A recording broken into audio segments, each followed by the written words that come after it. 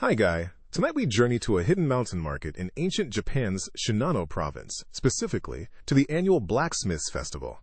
Picture fragrant cedar smoke curling through crisp mountain air, mingling with the scent of roasted mochi and the rhythmic clang of hammers. You trudge up a winding path, the sun warm on your face, surrounded by a jovial crowd eager to celebrate the spirits of the forge. You probably won't survive this, given the average lifespan back then. Plus, bear attacks. So before you get comfortable, take a moment to like the video and subscribe. But only if you genuinely enjoy what I do here. Where are you listening from tonight? Let me know your location and local time in the comments. Now, dim the lights, maybe turn on a fan for that soft background hum, and let's ease into tonight's journey together. You arrive at the market square, bustling with activity. The air vibrates with the clang of hammers on steel, a rhythmic pulse that seems to resonate deep within the mountain itself. Smoke, fragrant with cedar and charcoal, curls upwards from a dozen makeshift forges, weaving through the vibrant tapestry of the festival. Banners of deep indigo and crimson flutter in the breeze, strung between the sturdy wooden stalls that line the square. Lanterns, painted with intricate designs depicting mythical creatures and scenes of heroic battles, sway gently, casting a warm, inviting glow. The ground beneath your feet is packed earth, worn smooth by generations of celebrants. The crowd is a kaleidoscope of colors: bright kimonos, rough-spun tunics, and the occasional glint of armor worn by the local lord's retainers. Laughter and excited chatter fill the air, punctuated by the hawkers' calls advertising their wares.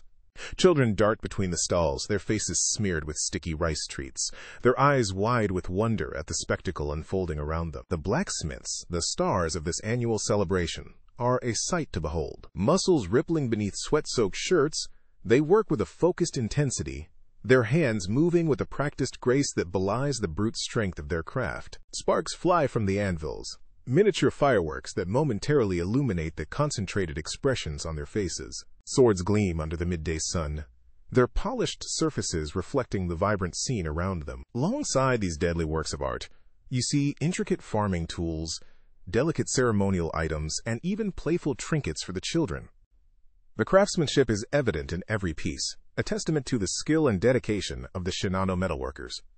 Fact: Shinano was indeed renowned throughout ancient Japan for the exceptional quality of its metalwork, particularly its swords and tools. Their techniques were often passed down through generations, secrets guarded jealously within families and guilds. The aroma of roasted mochi, sweet and slightly smoky, hangs heavy in the air, drawing you towards a stall piled high with the sticky rice cakes. Another stall offers bowls of steaming ramen, the rich broth promising warmth and sustenance against the crisp mountain air. The sounds, smells, and sights of the festival assault your senses, creating a heady mix that is both exhilarating and overwhelming. Near the edge of the square, beneath the shade of a towering cedar tree, you spot a well. A small crowd has gathered around it, their faces flushed from the heat and the festivities.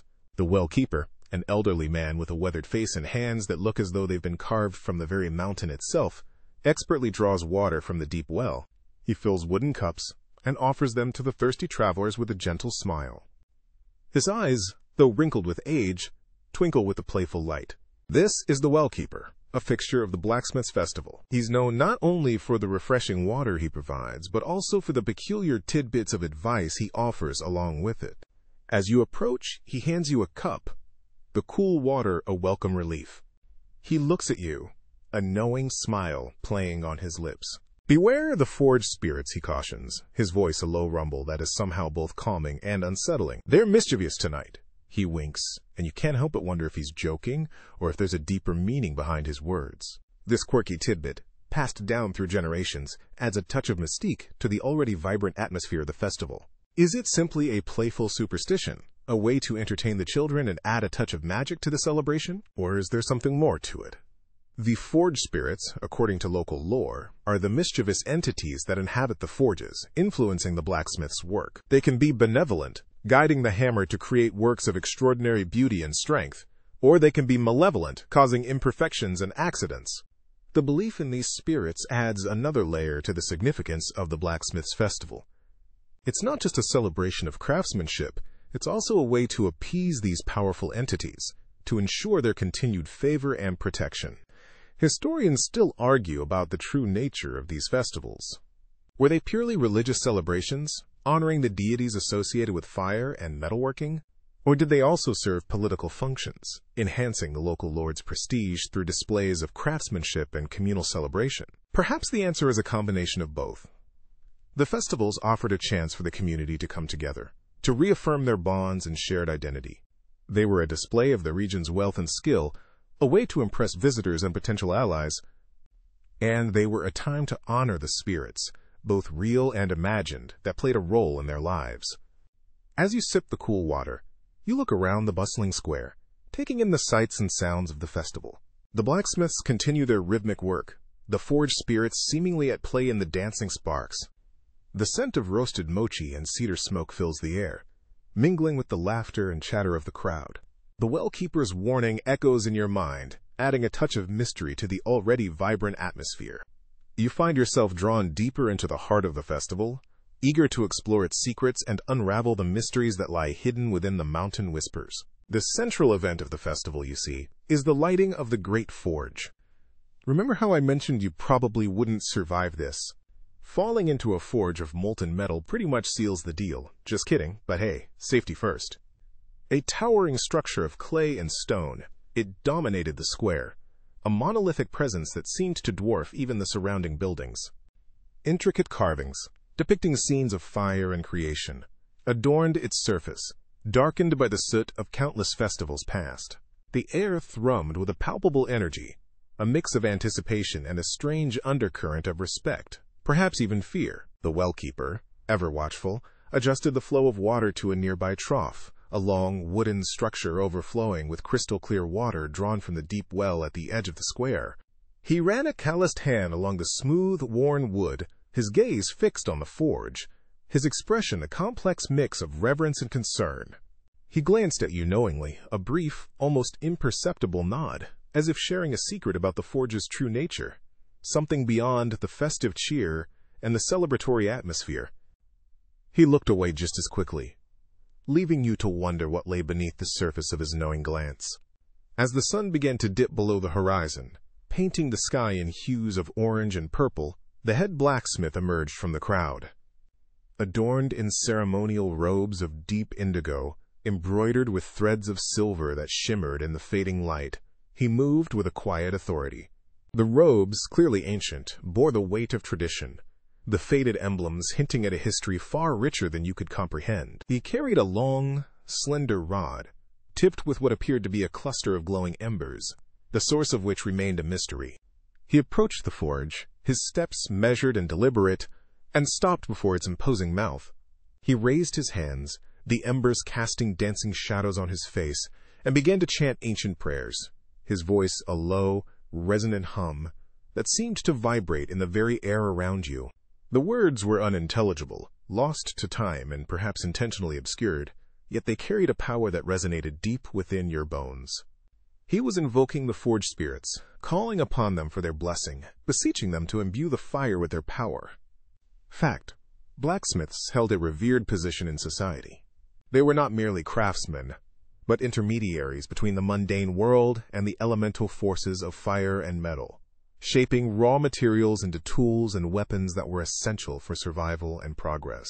Their skills were revered, their knowledge guarded, and their role in society elevated them to a position of respect and influence. A peculiar hush fell over the crowd, a tangible silence that replaced the previous excited chatter. The only sound was the crackle of kindling within the forge's depths, as the blacksmith, with a flourish, thrust the ember-tipped rod into the waiting pyre. The flames, initially hesitant, caught hold with a sudden whoosh, leaping up and illuminating the square in a fiery glow. The heat radiated outwards, a tangible wave that washed over the assembled crowd. You felt a shiver run down your spine as the forge's breath, that first blast of hot air, washed over you, carrying with it the scent of burning wood, the metallic tang of the forge itself, and something else, something primal, ancient, and almost unsettling. It was a force of nature, untamed and powerful, a reminder of the raw energy that lay at the heart of creation. The flames grew in intensity, illuminating the carvings on the forge's surface, making them seem to writhe and dance in the flickering light. The crowd gasped, their faces illuminated by the fire's glow, a mixture of awe and apprehension in their eyes. The forge's breath intensified, becoming a constant, pulsating heat that seemed to press against you, a physical manifestation of the forge's awakening. You could feel the very ground beneath your feet vibrate with the intensity of the flames. Historians still debate the precise nature of these forge spirits. Were they benevolent guardians, watching over the craft and ensuring the blacksmith's success?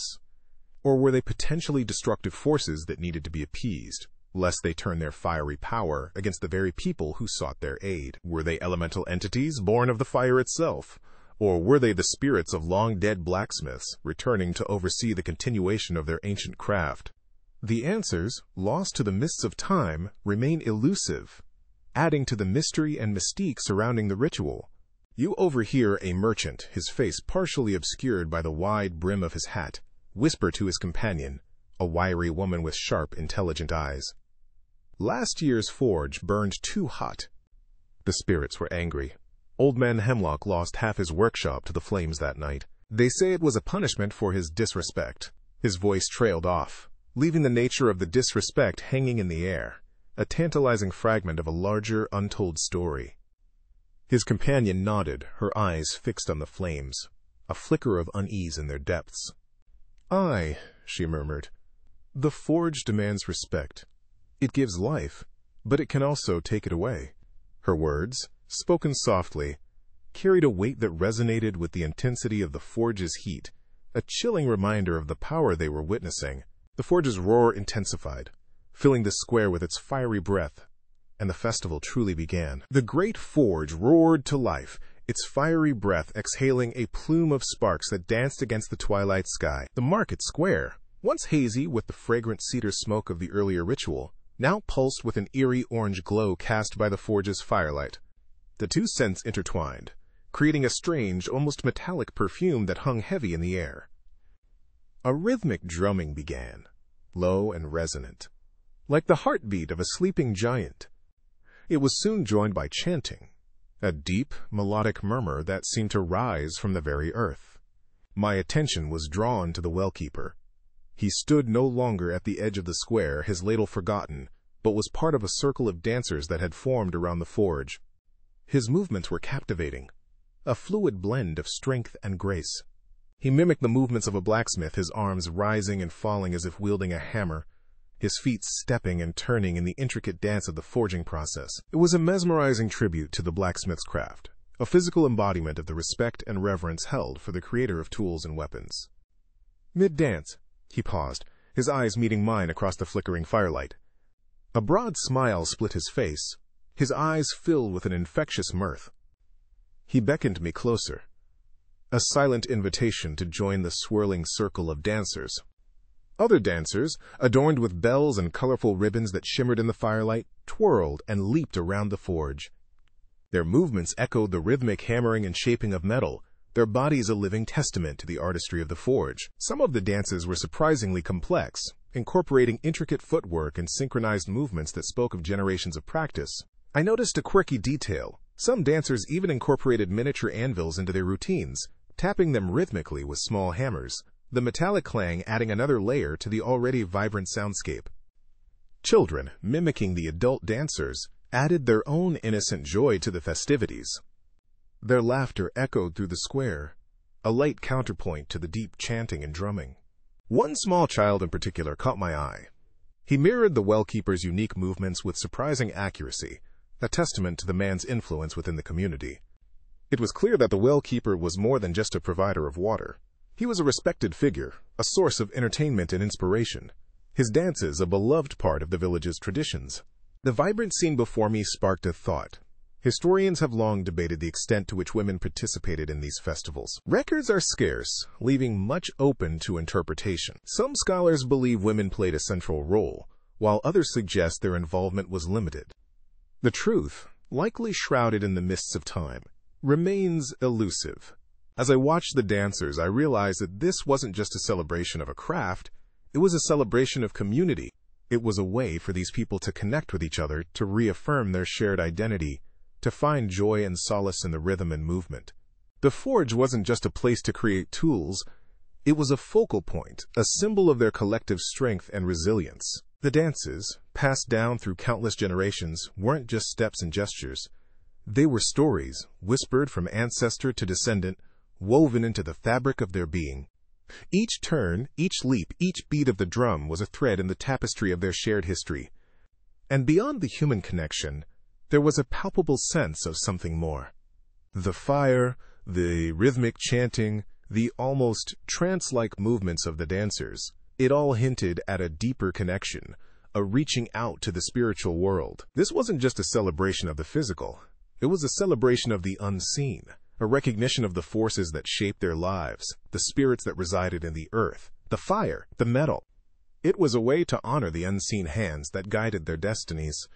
The dances of the anvil were more than just entertainment. They were a ritual, a communion, a bridge between the world of the seen and the unseen. The air crackled with energy, a palpable sense of something ancient and powerful at play. This was a living tradition, a vibrant expression of a culture deeply connected to its past, its present, and the mysteries that lay beyond. The rhythmic pounding of the drums reverberated through the ground, shaking the very bones in my body. Firelight painted the swirling dancers in hues of orange and red, their movements growing wilder as the night deepened. The air thrummed with an almost palpable energy, a heady mix of sake fumes, sweat, and something else, something ancient and untamed. The well-keeper detached himself from the shadows near the forge. His face, etched with the lines of time and toil, was illuminated by the flickering flames, giving him an almost otherworldly appearance. He approached, his movements measured and deliberate, a stark contrast to the chaotic energy of the festival. In his hand he held a small earthenware cup, filled with a milky liquid. "The spirits are pleased tonight," he whispered, his voice raspy, as if worn smooth by the wind and the whispers of the well. "But they also demand respect." He extended the cup towards me. "Sake, for the weary traveler?" His hand was remarkably steady considering the frenetic energy swirling around us. I smiled politely and shook my head. "Thank you, but I'm not feeling quite up to it." I couldn't help but recall seeing him earlier, discreetly topping up the well with what looked suspiciously like last week's sake. The image flashed in my mind, the ladle dipping into a dusty jug hidden beneath his stall, the furtive glance around to ensure he wasn't observed. Perhaps the spirits weren't so discerning after all. He seemed unfazed by my refusal, withdrawing the cup and taking a long draught himself. He sighed, a sound like dry leaves rustling in the wind.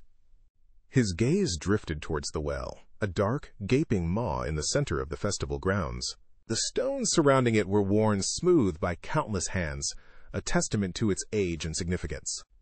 "This well, it holds many stories," he murmured, more to himself than to me, stories of blessings and of transgressions.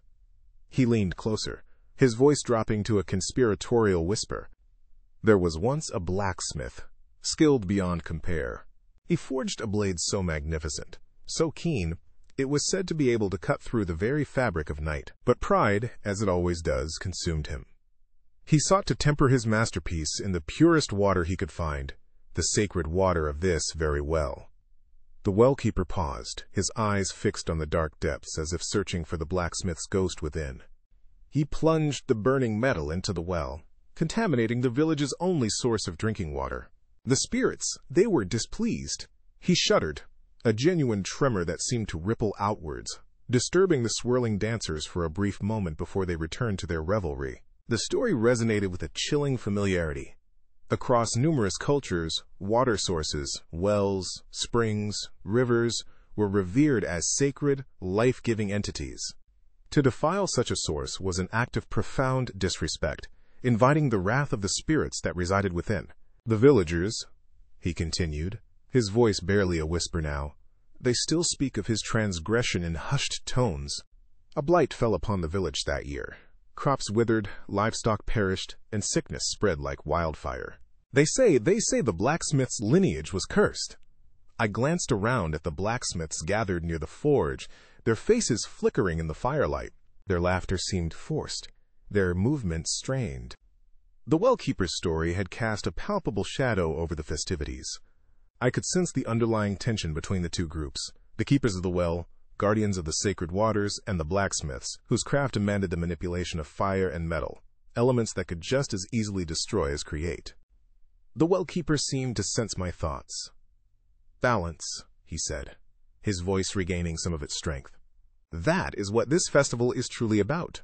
The balance between human ambition and the respect for the natural world. The blacksmiths, they need the fire, the metal, the water, but they must never forget the source of their power, the source of life itself."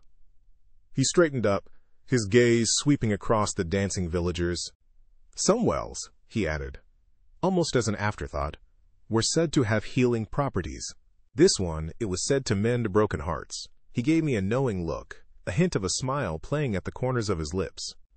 The drums pounded on, the dancers whirled, and the fire crackled, sending sparks spiraling into the night sky. I watched the well-keeper melt back into the shadows, his words echoing in my mind. The festival, I realized, wasn't simply a celebration of life and abundance. It was a ritual, a reaffirmation of the delicate balance between humanity and nature.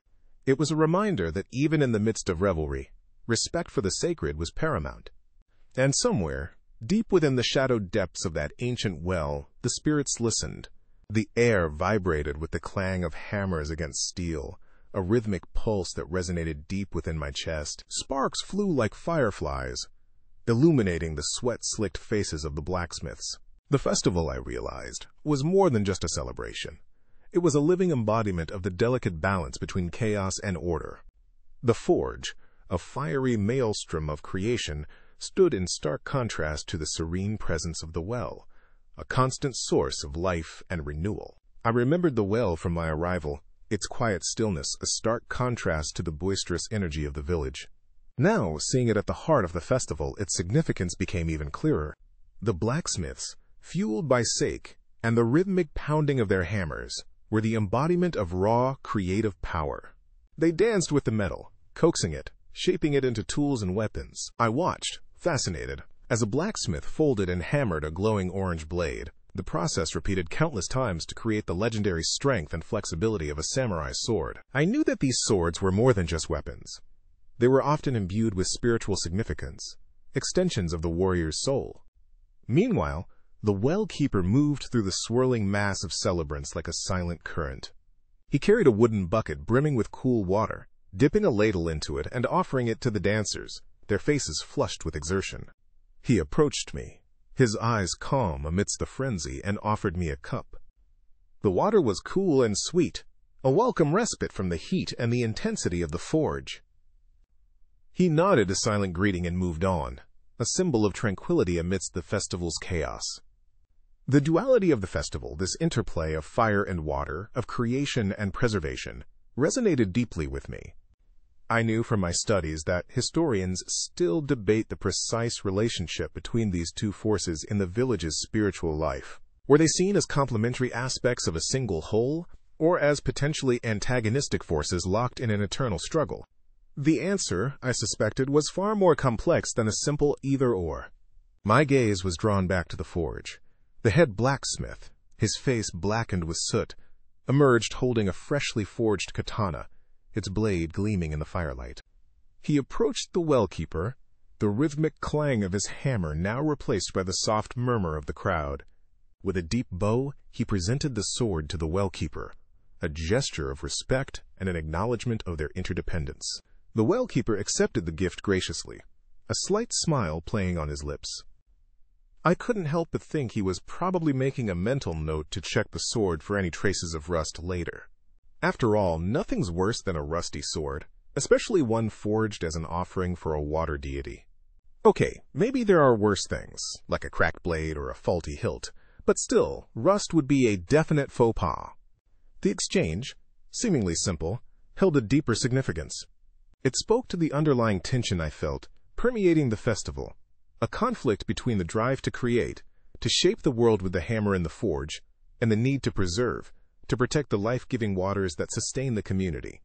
It was a tension that mirrored the very forces that shaped the world around us, the constant push and pull between creation and destruction, between chaos and order. It was a tension, I realized, that was not to be feared but understood, for within it lay the very essence of life itself. The rhythmic clang of the hammers continued, punctuated by the quiet splash of water from the well-keeper's ladle, a constant reminder of the delicate dance between the hammer and the flow. The rhythmic pulse of the drums intensifies, a deep, resonant thrumming that vibrates through the very ground beneath your feet. The air crackles with anticipation as the firelight flickers across the faces of the celebrants, casting dancing shadows that stretch and distort familiar features. The joyous revelry of the festival's earlier hours gives way to a hushed reverence, a collective breath held in anticipation of the approaching midnight hour. A procession begins to form, a slow, undulating serpent of people winding its way towards the edge of the bustling market square. Torches held aloft cast an ethereal glow on the path ahead, illuminating the destination, a small, unassuming shrine nestled amongst a cluster of ancient cedar trees. Their gnarled branches reach towards the heavens like skeletal fingers, their silhouettes stark against the backdrop of the night sky. The well-keeper leads the procession, his normally jovial face now solemn and composed.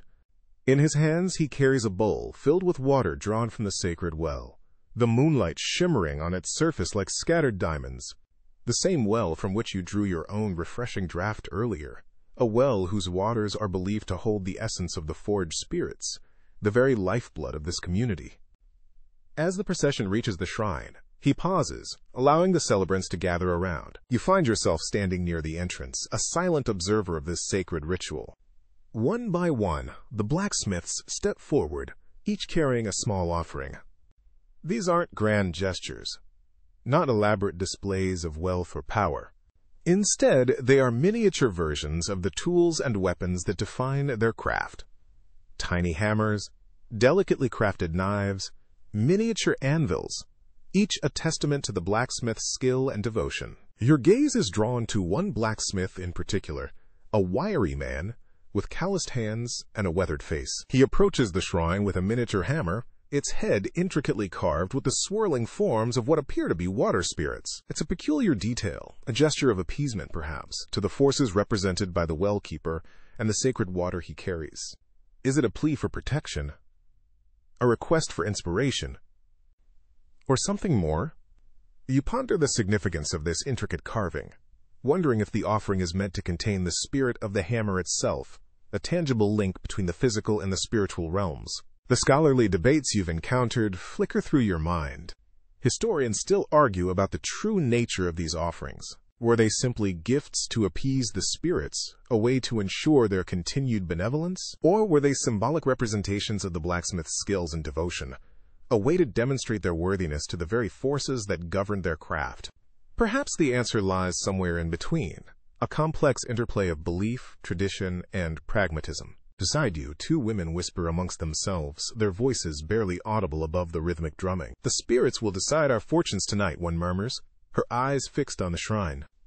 Her companion nods in agreement, a flicker of both hope and anxiety in her gaze.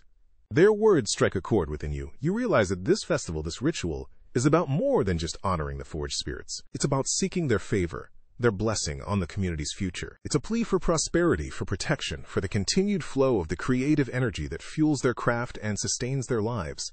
The fortunes of these people, their hopes and fears, are intertwined with the whims of these unseen forces, the spirits that dwell within the sacred well, within the earth, within the very flames of the forge itself. The offerings of steel, miniature echoes of the tools that shape their world, are tangible representations of their hopes and dreams, offered up to the spirits in a silent plea for a prosperous future. The final offering, a small clay horse painted with intricate detail, is placed upon the worn stone of the shrine. The chanting, a rhythmic pulse that has vibrated through the air for the past hour, slowly fades, replaced by a hush so profound it feels almost tangible. Around you, the crowd shifts, a sea of colorful kimonos settling like fallen leaves.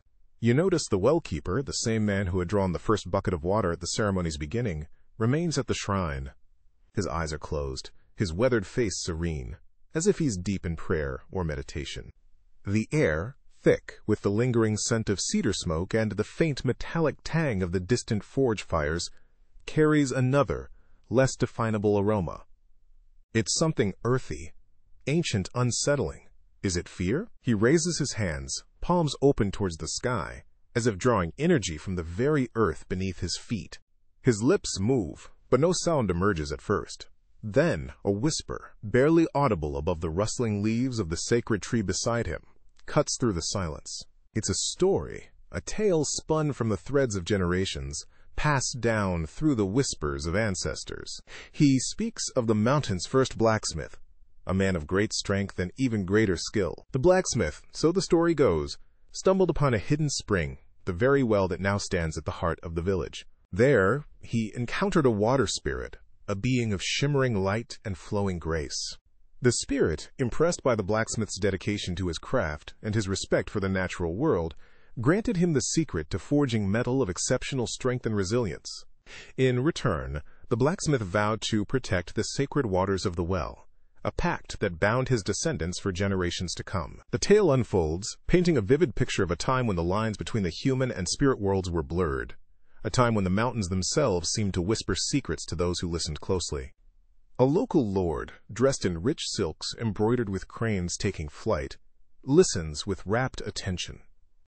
He sits slightly apart from the rest of the crowd, his posture suggesting both authority and a deep respect for the tradition unfolding before him.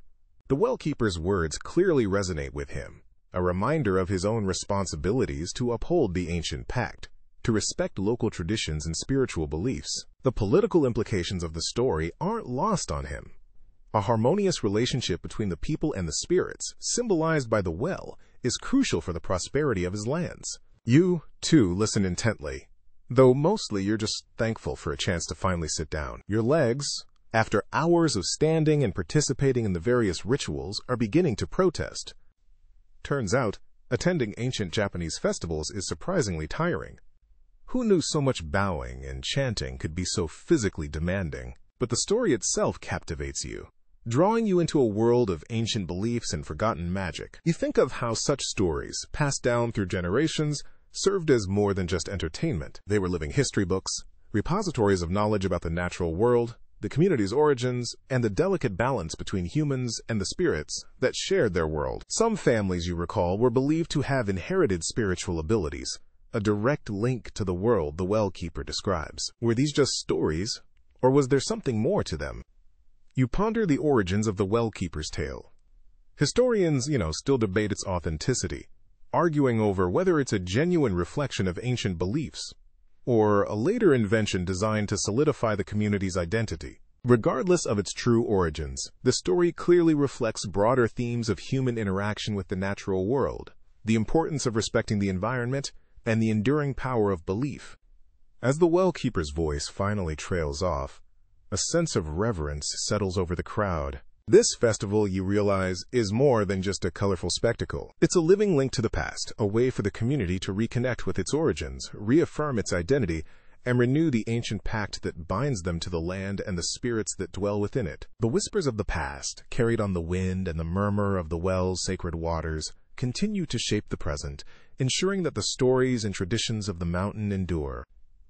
As the well-keeper's raspy voice trailed off, the last word of his story swallowed by the night, the forge's flames seemed to dance in response.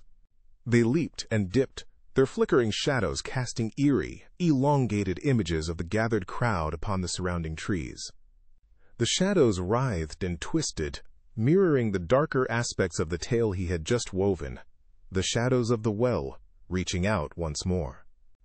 A chill, deeper than the autumn air, settled on the square. For a moment, the only sound was the crackling of the fire, a hungry whisper in the stillness. Then, the head blacksmith, a figure of immense strength and quiet authority, stepped forward. The firelight illuminated his face, etched with the lines of years spent coaxing metal into shape, revealing the strength in his jaw and the deep-set intensity of his eyes. He raised a hammer, its head worn smooth by countless blows, and with a single decisive strike, brought it down upon a miniature anvil set upon a stone beside the well. The clang resonated through the silent square, a sharp, metallic note that cut through the lingering tension.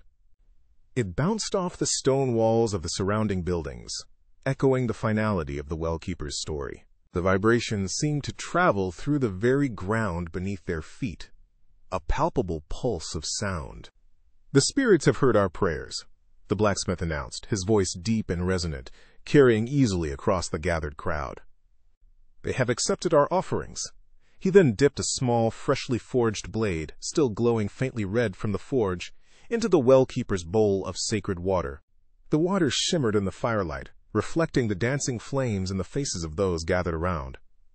It was the same water, drawn from the very well whose story they had just heard, the water believed to possess a touch of the spirit's power. A peculiar sizzle erupted as the hot metal touched the cool water, a sharp, hissing sound that was somehow both delicate and forceful. It was the sound, the blacksmiths believed, of the forged spirits accepting the pact between them and the well-keepers, a sound that symbolized the continued harmony between their crafts. Historians still argue about the precise meaning of this ritual act. Some suggest that it represents the fusion of the two forces, fire and water, necessary for creating strong and resilient metal. Others believe it to be a symbolic quenching of the forge's fiery spirit, a gesture of respect to the water spirits who dwelled beneath the earth. Still others maintain that it was a form of purification, cleansing the newly forged blade of any lingering malevolence before it was put to use. A young boy standing near the front of the crowd gasped dramatically, his eyes wide with a mixture of fear and fascination. He clutched at his mother's skirt, whispering, "Did you hear that? It was the water spirit! It cried out!" His mother, stifling a smile, hushed him quickly, but the boy's outburst broke the spell that had fallen over the crowd. A ripple of nervous laughter passed through those gathered, a release of tension that had been building throughout the ceremony. Yet, even as the laughter subsided, a subtle shift in the crowd's demeanor remained. Their expressions, previously wrapped with attention, now held a new depth of understanding. The seemingly simple act of dipping the blade into the water carried significant meaning. It was a reminder of the delicate balance between humanity and nature, a testament to the interwoven destinies of craftsman and spirit, of fire and water. The forge's fire continued to crackle and burn, casting flickering light on the faces of the blacksmiths and the well-keepers. The water in the bowl, now slightly steaming, reflected the firelight, creating a mesmerizing dance of light and shadow. The air, still thick with the scent of smoke and the lingering echoes of the blacksmith's hammer and the well-keeper's voice, felt charged with an unspoken power. It was a power born of ancient traditions, of shared beliefs, and of a deep respect for the unseen forces that shaped their world. It was a power that bound them together, reminding them that they were all part of something larger than themselves, a delicate web of interconnectedness that stretched from the deepest well to the highest flame. As the last embers of the celebratory bonfires faded, painting the twilight sky in hues of orange and violet, the rhythmic clang of hammer against steel finally ceased. The head blacksmith, his face streaked with soot and sweat, but his eyes shining with a strange inner fire, gestured towards the crowd. You watched, heart pounding a little faster than usual, as his gaze settled on a young woman standing near the edge of the gathering. She looked surprised, hesitant, but after a moment's urging from those around her, she stepped forward, her simple cotton kimono swaying around her ankles. He beckoned her closer to the forge, its residual heat still radiating outwards in gentle waves. Reaching into a small pouch tied to his belt, he withdrew a bracelet, unlike any you'd ever seen. It was finely woven, a delicate interlacing of shimmering silk threads and thin, pliable strands of iron, gleaming faintly in the dying light. Silk, you knew, was a precious commodity, its production a meticulous and revered art in certain regions.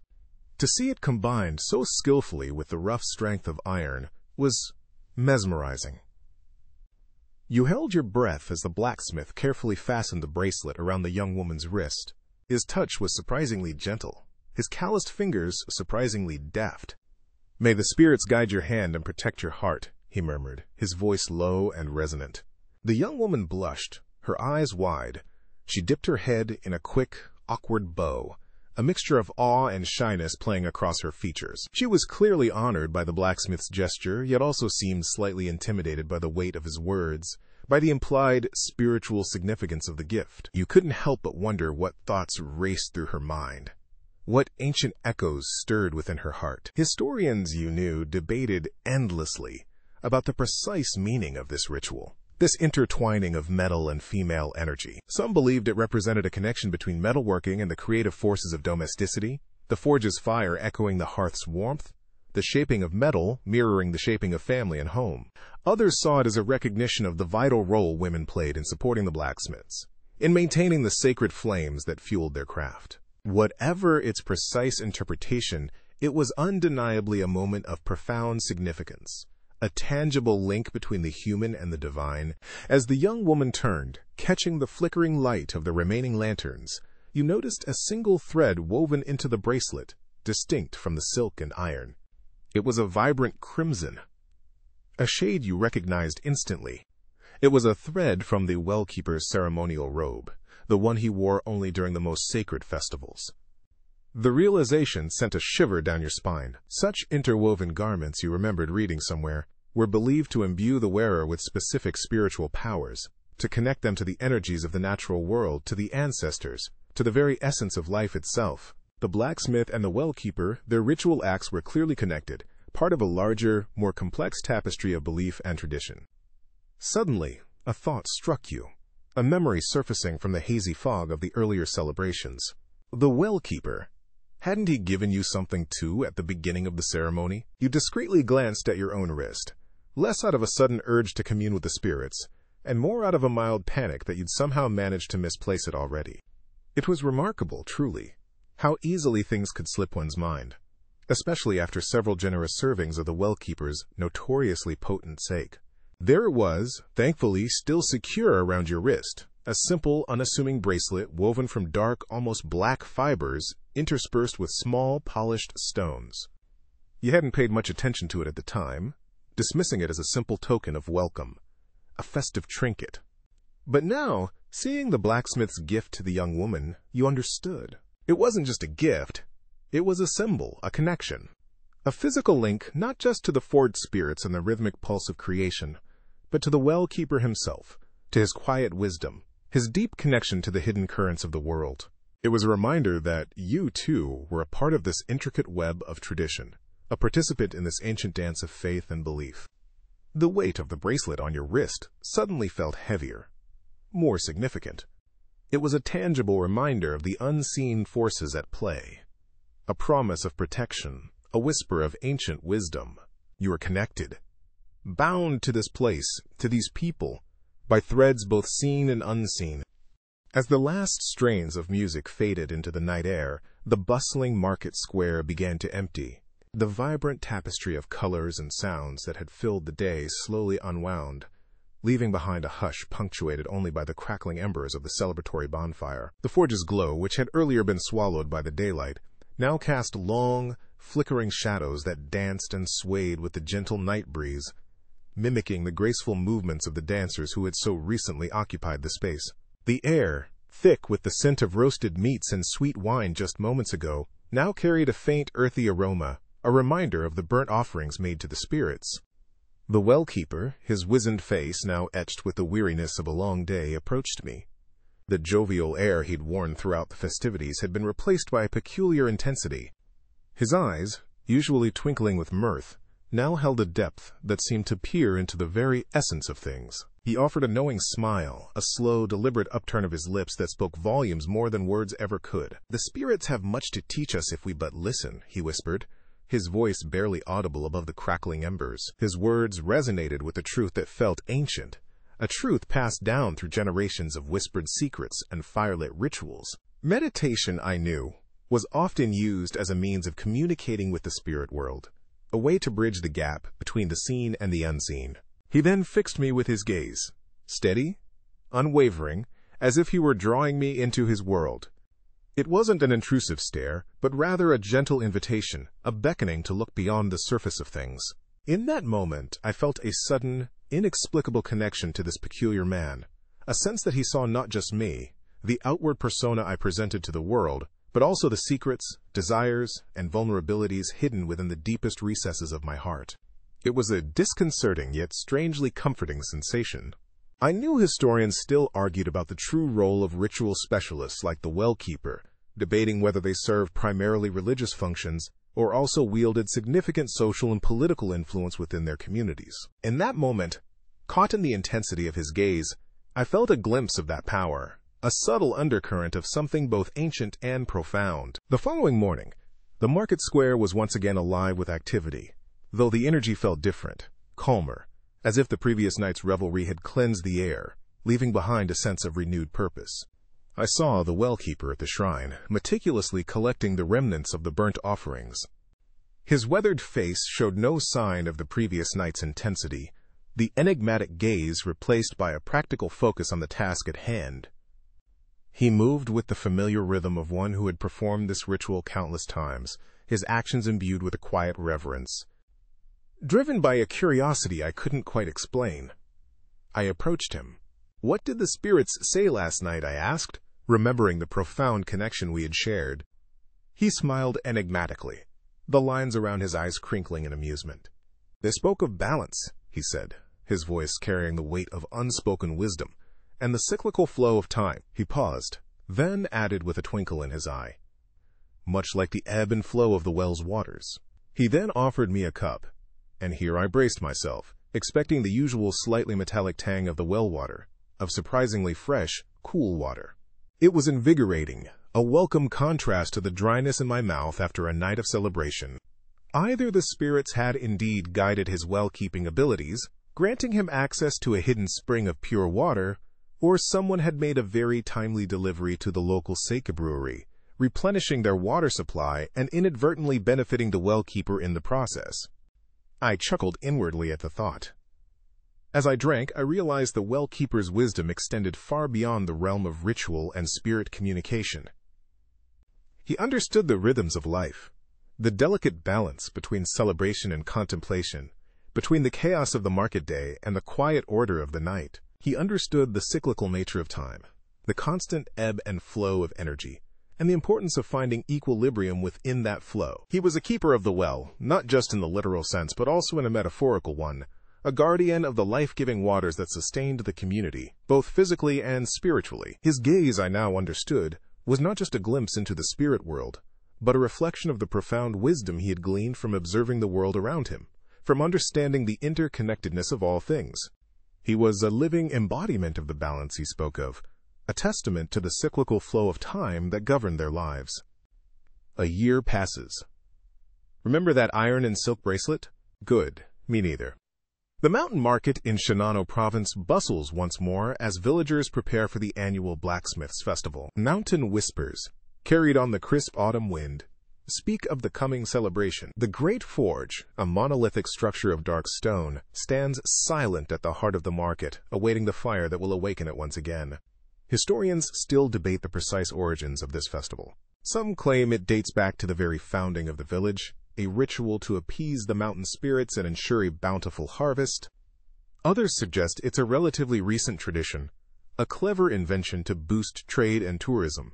Whatever its true history, the Blacksmith's Festival has become an integral part of the village's cultural identity. You trudge up the winding path, the same path you took last year, your legs already aching from the climb. The scent of cedar smoke and roasting mochi, sweet and savory, fills the air, mingling with the earthy aroma of the mountain forest.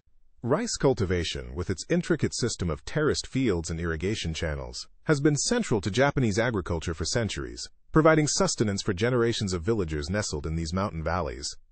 You see him then, the familiar figure of the well-keeper, standing by his ancient well, a fixture in the bustling marketplace. His weathered hands, gnarled like the roots of an old pine tree, expertly draw water for the thirsty travelers, the wooden bucket creaking rhythmically as it ascends. He notices you in the crowd, his gaze piercing through the throng of festival-goers. He smiles, a knowing glint in his eyes, a mixture of wisdom and amusement dancing within their depths.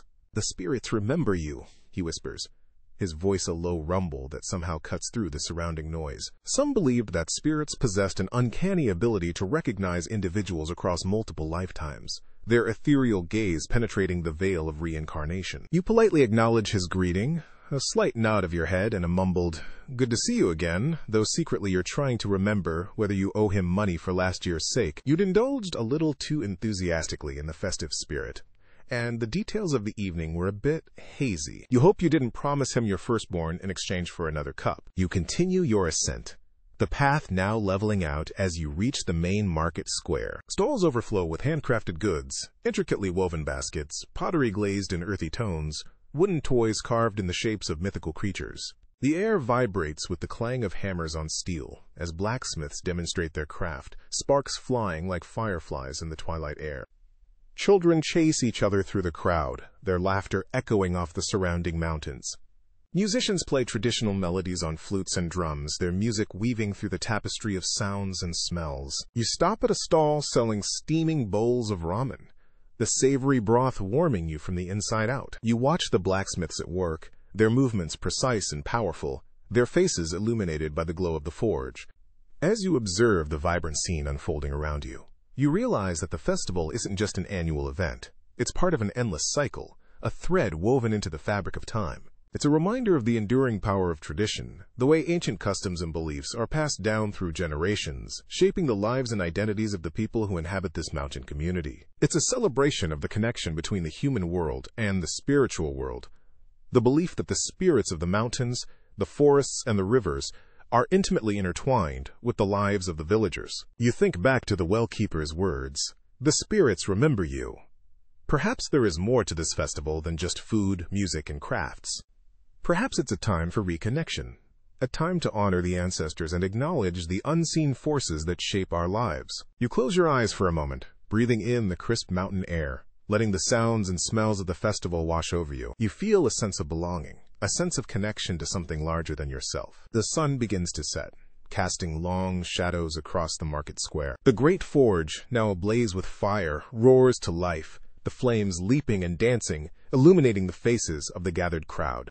The head blacksmith, the venerable figure with a long white beard, steps forward, raising his hammer in a salute to the mountain spirits. The crowd falls silent, a hush falling over the marketplace as the ancient ritual begins. The rhythmic clang of the hammer on the anvil echoes through the valley, a primal beat that resonates deep within your chest. You feel the heat of the forge on your face, the energy of the fire coursing through your veins. As the ceremony reaches its climax, fireworks erupt in the night sky, bursts of color against the backdrop of the darkening mountains. The crowd erupts in cheers, the sound echoing through the valley. You watch the spectacle, mesmerized by the beauty and power of the display. In that moment, you understand the true meaning of the Blacksmith's Festival. It's not just a celebration of the past, but a reaffirmation of the present, a recognition of the cyclical nature of life, death, and rebirth. It's a reminder that even as the seasons change and the years pass, certain things remain constant. The strength of tradition, the power of community, and the enduring connection between the human world and the spiritual world. And maybe, just maybe, the well-keeper was right. Maybe the spirits do remember you. And maybe, just maybe, you do owe him for that sake. The sun dips below the horizon, painting the market square in hues of orange and purple, the familiar stalls casting long, dancing shadows just as they did on the day I arrived. The air, still warm from the day's sun, carries the scent of wood smoke and roasted meats, a lingering reminder of the day's festivities. My attention is drawn to the great forge, its dark metal bulk looming large against the twilight sky. The head blacksmith, a figure of immense respect in this village, approaches with a measured stride, his hammer held loosely in one hand. Beside him, a young lad, barely more than a boy, stumbles slightly under the weight of a water bucket. He's the new well-keeper apprentice, I've heard, still learning the ropes from the old master. His movements are hesitant, his eyes wide with a mixture of nervousness and awe as he assists his mentor in bringing forth the water needed for the ceremony. The old well-keeper, his face etched with the wisdom of years spent tending the village well, catches my eye and nods in greeting. The apprentice, mimicking the gesture, offers me, "No, I am offered a cup of cool water drawn from the deep well." Apprenticeship, they say, is the oldest form of teaching, a passing down of knowledge from one generation to the next. It's a tradition I've come to respect deeply during my time here. I accept the cup gratefully, taking a small sip, while surreptitiously checking for any lingering flavors of last year's festival beverages. Thankfully, it's just pure, refreshing water. The old well-keeper's warnings about mischievous forge spirits still echo in my mind, though. One never knows what those little sprites might get up to. A hush falls over the crowd as the head blacksmith reaches the forge. He takes a burning brand from a nearby brazier and thrusts it into the heart of the forge. With a whoosh and a crackle, the flames leap skyward, their orange glow illuminating the eager faces gathered around. The heat radiates outwards, a welcome wave against the cooling evening air. The flames dance and flicker, casting intricate patterns of light and shadow on the surrounding buildings. Each year, the rekindling of the forge is a significant event, a moment imbued with tradition and belief. The villagers hold that each year's fire carries unique spiritual properties, influencing the quality and character of the metal worked within its flames. Historians, of course, have their own interpretations. Some believe the forge fire is a symbol of purification, burning away the impurities of the past year and preparing for a fresh start. Others see it as a representation of renewal and continuity, a link to the generations of blacksmiths who have stood before this very forge, their skills and knowledge passed down through the flames. The debate continues, each interpretation adding another layer of meaning to this ancient ritual.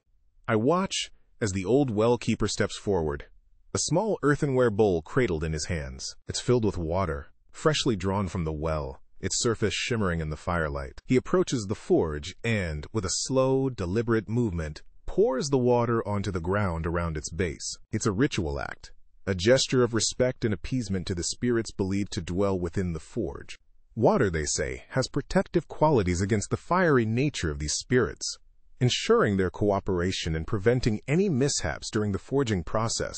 Some fringe theories even suggest that the water enhances the metal forged this night, imbuing it with special properties drawn from the deep earth. The villagers hold their breath, their faces reflecting a mixture of excitement and awe. They believe, with an almost childlike faith, that this ritual will bless the metal worked in the forge's fire, making it stronger, more resilient, and imbued with a touch of magic. Whether or not there's any truth to these beliefs, I can't say for sure, but the sincerity in their eyes, the shared sense of anticipation, is undeniable. As I watch the ceremony unfold, I realize that the well-keeper's role extends far beyond simply providing water for the village. He's not just a guardian of a vital resource. He's a link between humanity and the natural world, a bridge between the everyday needs of the villagers and the unseen forces that shape their lives. He understands the rhythms of the earth, the whispers of the spirits, and the power of tradition. And in this moment, as the flames of the forge burn brightly against the darkening sky, he embodies the heart and soul of this community. The rekindled forge isn't just a source of heat and metal. It's a symbol of hope, resilience, and the enduring power of belief. The air crackled with the energy of the culminating festival. Drums beat a primal rhythm, their vibrations resonating deep within your chest. The scent of roasted meats and sweet cakes mingled with the lingering metallic tang of the forge, a familiar aroma that carried you back to your first encounter with the head blacksmith. The firelight danced in his eyes, painting his weathered face with an almost otherworldly glow, as he made his way towards you, parting the celebrating crowd with a respectful ease born of long-held authority. He stopped before you, a small, intricately crafted object held in his calloused hand. It was a bracelet, woven from strands of dark iron and shimmering silk. The threads of fortune you'd seen earlier now intertwined, a tangible representation of the prophecies whispered throughout the village. The iron, a symbol of strength and durability passed down through generations, gleamed in the firelight, while the silk, soft and flowing, whispered of ancient secrets and unseen connections. As the blacksmith's rough fingers clasped your wrist, carefully fastening the bracelet, a shiver traced a path down your spine. It wasn't just the coolness of the metal against your skin. It was a deeper sensation, a feeling of being connected to something ancient and powerful, a current of energy flowing from the bracelet into your very being. The rhythmic clang of the hammer against the anvil, the hiss of the quenching water, the stories whispered around the forge. They all seemed to resonate within you, a symphony of the blacksmith's craft now echoing in your own soul. Across the bustling square, you met the gaze of the well-keeper. He stood by the ancient well, a silent observer of the festivities, his presence as steady and reassuring as the water source itself.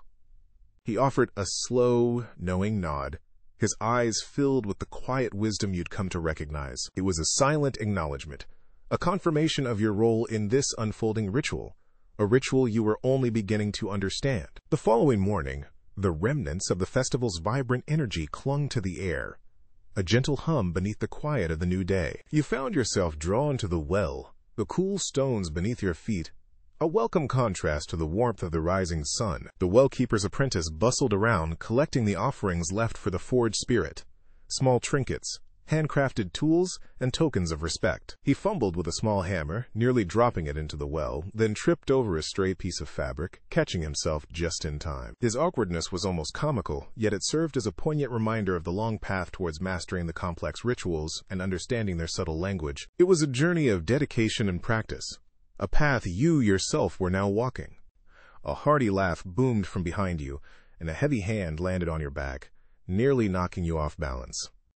It was the head blacksmith, his face still flushed with the lingering excitement of the festival. "Feel any stronger?" he bellowed, a playful grin splitting his beard. You flexed your wrist, admiring the intricate weave of iron and silk, the cool metal a comforting weight against your skin. "Definitely," you replied, your voice dry, maintaining a deadpan stare that barely concealed your amusement. Secretly, though, what you mostly felt was the need for another cup of, wait for it, sake. The potent rice wine seemed the perfect remedy for the lingering effects of the festival, and perhaps, just perhaps, it might even enhance the subtle connection you now felt to the forged spirit. As you watched the apprentice continue his clumsy collection, a deeper understanding of the bracelet's significance began to settle within you. It wasn't just a symbol of your connection to the forged spirit, a tangible representation of the ritual you had unwittingly become a part of. It was something more. It was a reminder of the intricate bond between the forge and the well, between human creativity and the natural world.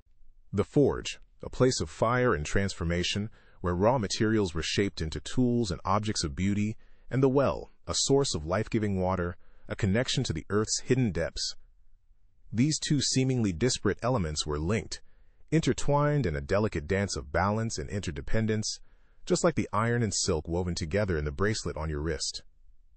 It was a reflection of the ancient belief that humans were not separate from nature, but an integral part of its intricate tapestry, a belief that resonated deeply within you as you stood by the well, the morning sun warming your face, the weight of the bracelet, a constant reminder of the connections that bound you to this place, to these people, and to the unseen forces that shaped their world. Years melted away like snow in the spring sun. The mountain market, once a fledgling dream, now thrived, a bustling hub of trade and community. The annual Blacksmith's Festival, a vibrant tapestry of fire, steel, and music, had become a testament to the enduring power of tradition, its rhythms echoing the heartbeat of the mountain itself. The transmission of knowledge through apprenticeship, once a fragile thread connecting generations, now wove a strong cord ensuring the continuity of craft and spirit. The well-keeper's apprentice, now a seasoned master in his own right, mentored his own eager student, the cycle of wisdom and ritual knowledge turning like the water wheel by the river. You returned to Shinano Province, the path familiar yet changed. Your hair, once a vibrant shade, now carried streaks of gray, a map of time etched upon you. Yet beneath the surface, your heart still pulsed with that familiar longing, a resonance of the forged spirit's magic, echoes in the flames that flickered in your memory. You find the well-keeper where you'd left him, by the ancient well, its stones worn smooth by countless hands in the passage of years. His face was a tapestry of lines, each one a story whispered by the wind and the water, but his eyes, deep and knowing, still held that spark of playful wisdom you remembered. The spirits remember those who honor them, he whispers, a familiar glint in his eyes, as if sharing a secret held for centuries. Spirits, it was said, possessed exceptionally long memories, far exceeding the fleeting span of mortal lives, holding on to whispers and echoes that faded from human minds. He dips a wooden ladle into the cool depths of the well, drawing forth a cup of crystal-clear water, offering it to you with a gentle smile. You take the cup gratefully, opting to avoid sake for now. You'd learned your lesson about the well-keeper's potent brews years ago, a memory that brought a smile to your own lips. As you accept the water, you notice a small, intricately crafted bracelet on his wrist. A delicate weave of iron and silk. It's identical to the one you'd received from him all those years ago, a silent echo of a shared experience. Such matching bracelets, you recall, were believed to symbolize spiritual kinship, a bond forged not by blood but by shared reverence and understanding. Historians still debate the significance of these bracelets, some dismissing them as mere decorative items, trinkets of a forgotten era. Others, however, propose a deeper meaning, suggesting they served as markers of spiritual affiliation, subtle signs of belonging to a hidden community, connected by the whispers of the spirits and the murmur of ancient rituals. The truth, like the depths of the well, remained shrouded in mystery, a puzzle whose pieces might never fully align. You sip the cool water, its purity a stark contrast to the bittersweet memories swirling within you. Looking at the well keeper, you realize he's more than just a guardian of water. He's a keeper of memory, a living link to the past, a bridge spanning the chasm of years. His rituals, the daily drawing of water, the annual festivals, the whispered stories passed down through generations. These are not mere customs, but mnemonic devices, threads woven into the fabric of the community, helping them remember their history, their traditions, their connection to the spirits that watched over them. Rituals, you understand now, are the anchors that prevent a community from drifting away on the currents of time, keeping them tethered to the wellspring of their identity. He gestures towards the bustling market, the sounds of laughter and bartering carried on the wind. The mountain remembers too, he says, his voice barely a murmur above the gentle splash of the water wheel. Every strike of the hammer, every song sung by the firelight, every story whispered by the well, the mountain holds them all. He looks at you, his eyes reflecting the deep blue of the sky mirrored in the well's surface. And you, he adds, a hint of a smile playing on his lips. You carry a piece of that memory within you too. You look at the bracelet on your wrist, feeling its cool touch against your skin. It's more than just a trinket, you realize.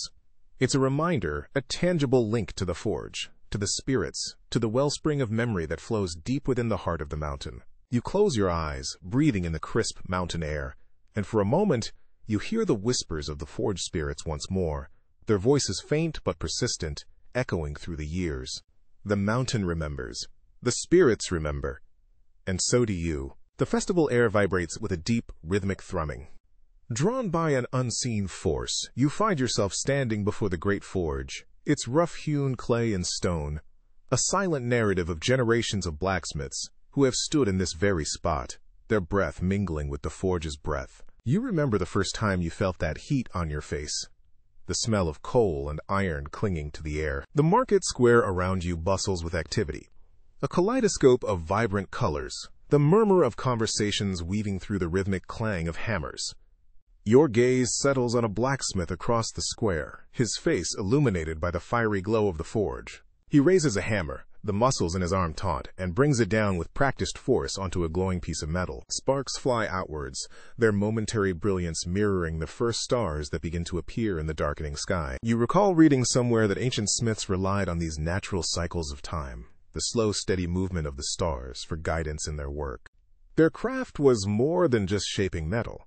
It was a communion with the cosmos, a dance between earth and sky.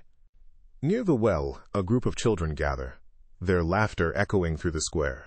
They mimic the movements of the forge spirits, their small hands shaping the air, their voices high-pitched and full of playful reverence. Their innocent game brings a smile to your face. It reminds you of another blacksmith's festival long ago, when a young boy, wide-eyed with wonder, had mistaken the hissing sound of quenching metal for the cry of a water spirit, sending the entire festival into a flurry of amused confusion. You wonder, as historians have debated for years, about the role of such children's play in transmitting cultural knowledge about these rituals, these beliefs woven so deeply into the fabric of their lives. A tug at your sleeve breaks your train of thought. A young girl, her eyes bright and curious, stands before you, holding out a small, woven bracelet. Strands of dark iron are intricately interwoven with shimmering silk, creating a pattern that seems both delicate and strong. "It will bring you good fortune," she whispers, her voice barely audible above the din of the festival. You accept the bracelet, its coolness a stark contrast to the warmth of the evening air. As the girl's nimble fingers tie it onto your wrist, you remember the well-keeper's words from earlier that day, spoken with a quiet conviction. The spirits remember those who honor them. The simple act of accepting the bracelet, a token of this sacred celebration, feels like a connection to something ancient and powerful. Looking across the square, you see the well-keeper now standing near the shrine, his posture still and reverent, his gaze fixed on the flickering flames within. He seems to be waiting, listening for the whispers of guidance from the spirits that dwell within the mountain. You realize, standing there in the heart of the festival, surrounded by the rhythmic clang of hammers and the joyful cries of children, that the mountain isn't just a physical place, it's something more. It's a spiritual embrace, a constant silent presence that watches over them, a tangible reminder of the cycle of life, death, and rebirth. You remember reading that mountains, throughout history and across countless cultures, have held deep spiritual significance, seen as sacred places, bridges between the earthly realm and the heavens. This mountain, with its deep roots in the earth and its peak reaching towards the stars, is no different. It's a living entity, breathing and pulsing with the energy of generations past and present. The bracelet on your wrist, a simple gift from a child, feels suddenly weighted with meaning, a tangible connection to this powerful, enduring presence. You feel the mountain's embrace, a silent promise whispered on the wind. The protection offered by this small talisman, much like the mountain itself, feels both ancient and immediate. The night deepens, and you feel the heat of the flames as they leap higher, painting the faces around you in flickering orange. A hush falls over the crowd, thick and heavy, as all eyes turn to the head blacksmith. He stands before the forge, his weathered face illuminated by the firelight, a statue carved from shadow and flame. The well-keeper approaches, his steps measured and slow, carrying a bowl filled with water drawn from the sacred well. The water shimmers in the firelight, a liquid mirror reflecting the dancing flames. With a solemn nod to the blacksmith, he pours the water onto the ground around the forge, a slow, deliberate circle of glistening wetness against the dry earth. The air hangs heavy with the scent of damp earth and burning coal. You hear it then, a whisper, not from the crowd but from the forge itself. A low, guttural sound, like the rasping breath of something ancient emanating from the very heart of the flames. It's a sound that seems to vibrate in your bones, a primal resonance that speaks of something beyond human understanding. You glance around, noticing the villagers exchanging nervous glances. The firelight dances in their eyes, reflecting not just the flames, but a flicker of fear. You subtly adjust your iron and silk bracelet, the cool metal a comforting weight against your skin. It's supposed to ward off evil spirits, a little trinket your grandmother gave you. Hey, ancient spiritual insurance policies never really expire, right? The head blacksmith raises a hammer, the firelight glinting off its polished surface. In his other hand, he holds a miniature anvil, no bigger than his fist. He brings the hammer down with a decisive strike, the sound ringing through the silent square. A sharp, metallic clang that echoes off the surrounding buildings, sending shivers down your spine. The sound seems to hang in the air, vibrating with an unnatural resonance, as if it carries more than just the sound of metal on metal. The spirits have spoken, the blacksmith announces, his voice deep and resonant, carrying the weight of the moment. The villagers exchange looks of awe and relief. The tension that had gripped the square seems to dissipate, replaced by a sense of reverence. You watch their faces, the play of firelight and shadow revealing a complex tapestry of emotions. Fear gives way to hope, anxiety to acceptance. You realize in that moment that the forge isn't just a tool for creating objects, it's a conduit, a link between the world of the living and the realm of spirits, a place where the mundane meets the mystical. The flames, the hammer, the anvil, they're not just instruments of craft, they're instruments of communication, carrying messages between worlds. You feel a sense of awe settle over you, a deep understanding of the power that resides within this seemingly simple structure of brick and fire. The forge is more than just a forge. It's a sacred space, a place where the whispers of the spirits can be heard. As the last strains of festival music fade into the twilight, the well-keeper approaches you, his face etched with the weariness of a long day, yet his eyes gleam with a peculiar intensity. You remember that look, the same unwavering gaze he'd held last year, and the year before that.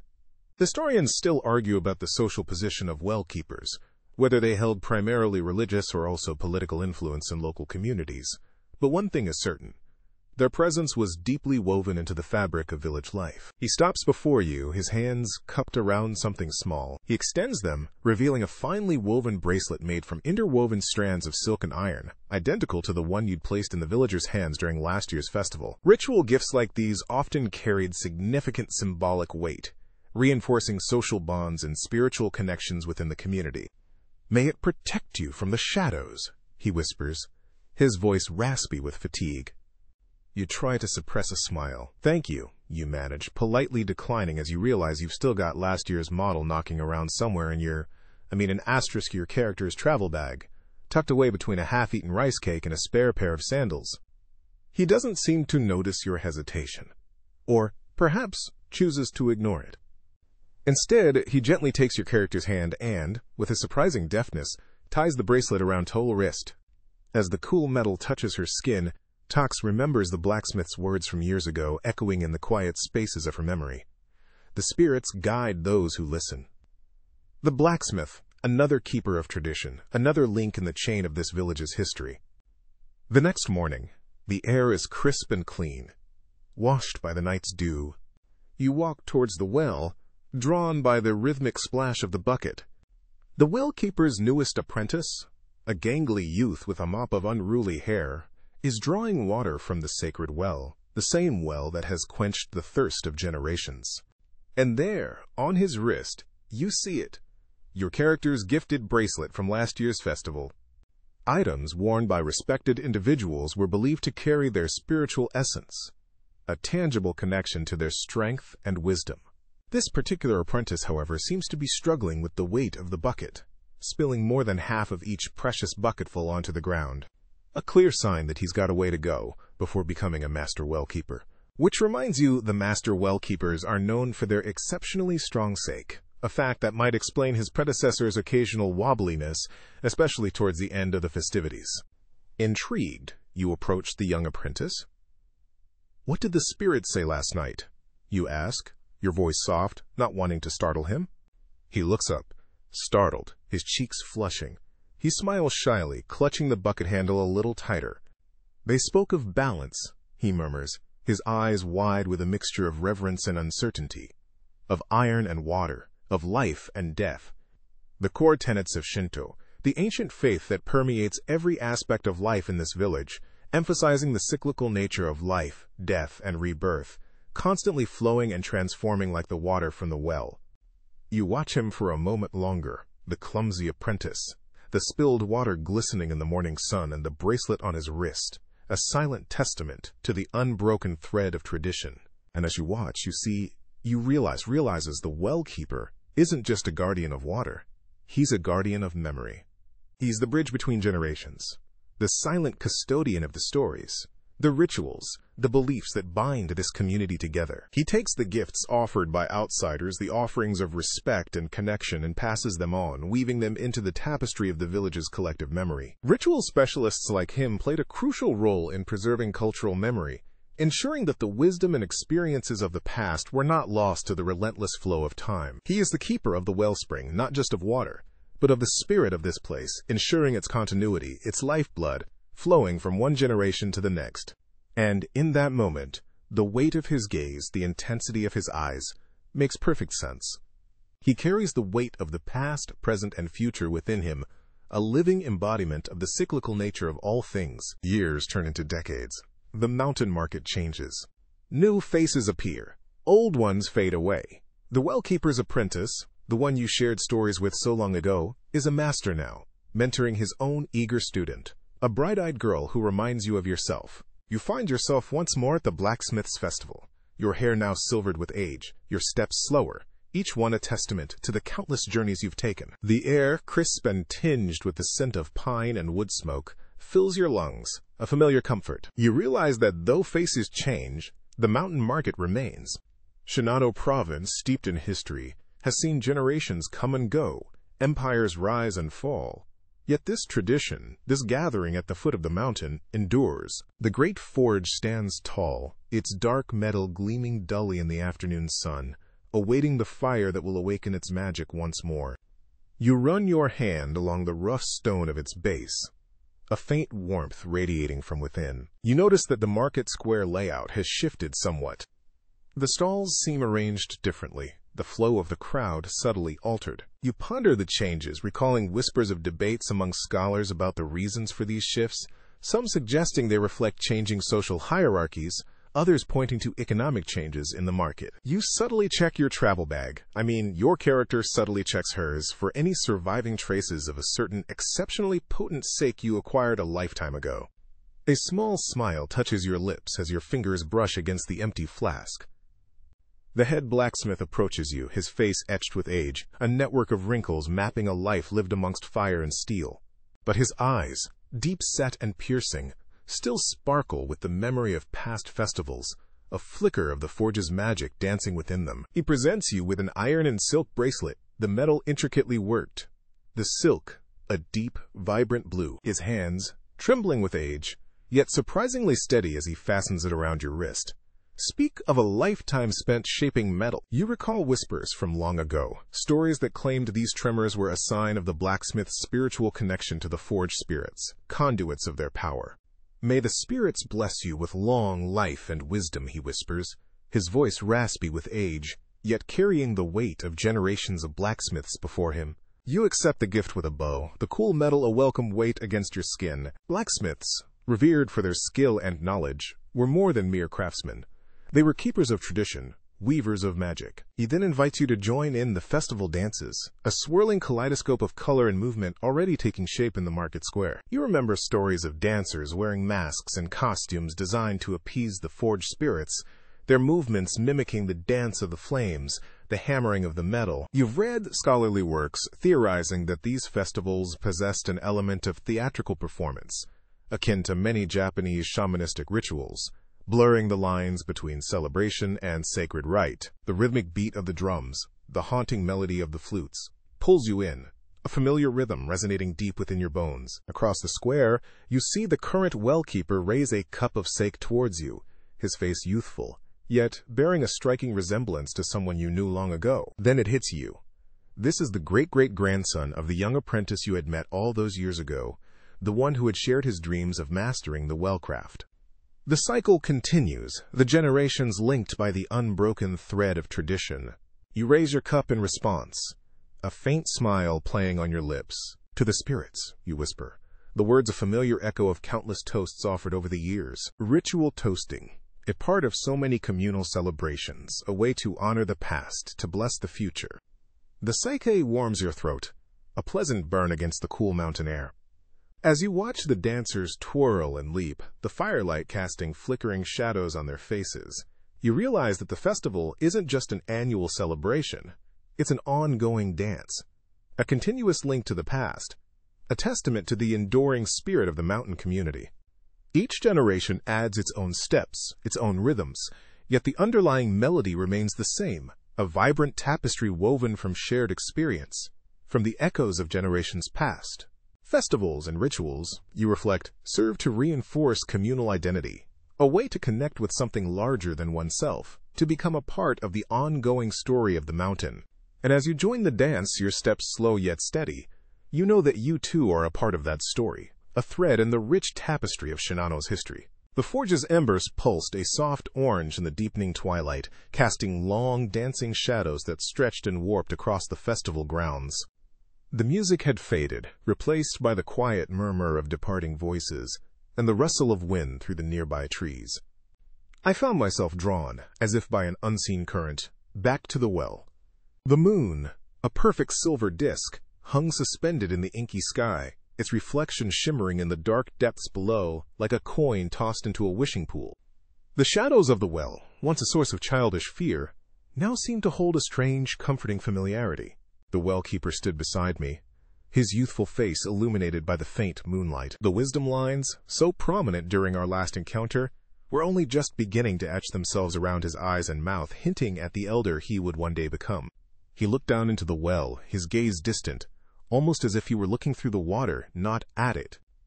Observation, I recalled, was key to developing the ritual knowledge that shaped their traditions. "The spirits spoke to me tonight," he whispered, his voice hushed with awe and wonder. Some wells, I knew, were considered portals to the spirit world, conduits through which whispers of ancient wisdom and forgotten lore could be gleaned. Historians still argue, of course, about the precise nature of such spiritual communication during ritual. Was it genuine contact with another realm, a shared cultural experience, or perhaps a combination of both? The ambiguity only added to the mystery, shrouding the well and its keeper in an aura of the sacred. He turned to me, his hand steady as he offered me a small, earthenware cup filled with water drawn from the well. The gesture was both familiar and ancient, a ritual echo of shared moments spanning years. I took the cup cautiously, remembering the potent sake shared with the blacksmith earlier.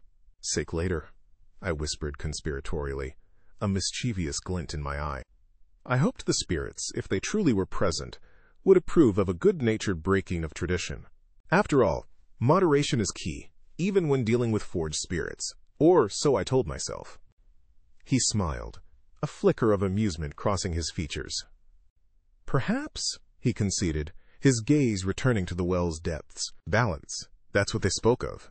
The cycle of creation and destruction, of fire and water, the eternal dance between opposing forces. He paused, his voice dropping even lower. They spoke of a time when the world was young, and the first blacksmith forged a pact with the mountain spirits, a bond that has endured through generations. Some spirits, the old stories claimed, predated humanity, representing ancient natural forces, the raw, untamed power of the mountain itself. The thought sent a shiver down my spine. Standing here, by the well, under the watchful gaze of the moon, the weight of history, the unbroken chain of tradition, settled upon me. I realized then that I was not just a spectator at this festival. I had become a part of its living memory, woven into its fabric like threads of silk and iron, a new strand added to the rich tapestry of tradition. The threads of fortune, spun by the fates themselves. Rituals, I mused, often involve a sense of continuity across generations, a linking of past, present, and future. As if summoned by the thought, my hand instinctively went to my wrist. There, beneath the sleeve of my tunic, I felt the familiar cool touch of metal and the gentle texture of woven silk. My fingers traced the intricate pattern of a worn and faded, but still remarkably strong, bracelet. Iron and silk, intertwined. It was a physical reminder of past festivals, a tangible link to the well-keeper's wisdom, a silent testament to the enduring power of the mountain's embrace. I remembered receiving it, the details hazy now, lost in the mists of memory. A younger well-keeper, perhaps even the current one as a boy, had tied it around my wrist, his touch light and reverent. The bracelet had been a vibrant, almost luminous blue then, the silk threads gleaming in the festival's firelight. Now, the colors had softened, muted by time and wear, the iron dulled to a soft pewter gray. Yet, despite its faded appearance, the bracelet felt stronger than ever. It was more than just a trinket.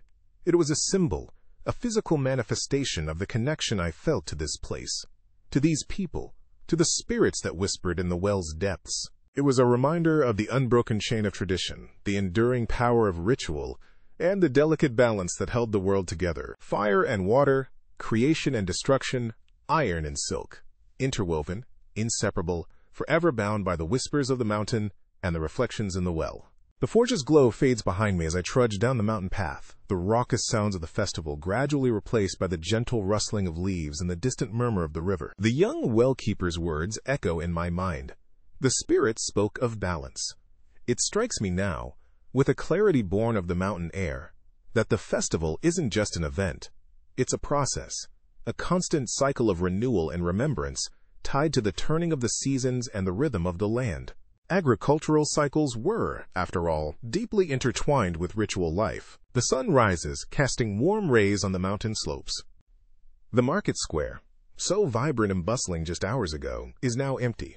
The great forge stands silent once more, a hulking shadow against the brightening sky. Historians still argue about the long-term impact of such local festivals, though evidence suggests that they reinforced social ties and promoted economic exchange between communities. It's fascinating to consider how these celebrations shaped the lives of those who lived here generations ago. I take a final sip of, wait for it, water from a flask, remembering the well-keeper's knowing smile. Perhaps, just perhaps, moderation is a lesson the spirits have taught me after all. Or maybe my travel bag just contains an exceptionally large flask.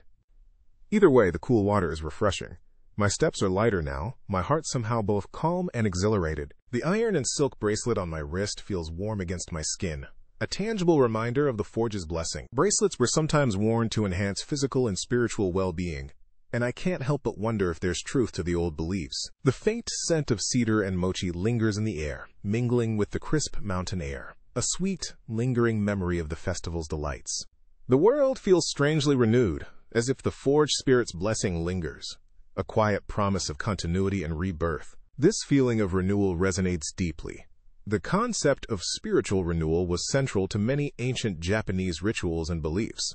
It's a powerful thing to be connected to such ancient traditions, to feel a part of something larger than myself. I pause at a bend in the path, taking one last glance back at the mountain market. The sun glints off the well's weathered stones, a beacon in the morning light. It's a silent reminder of the well-keeper's wisdom, of the forge's magic, and of the enduring power of the mountain's embrace. The flow of time continues, carrying with it the echoes of the festival, the warmth of the forge, and the quiet wisdom of the mountain. And I drift to sleep,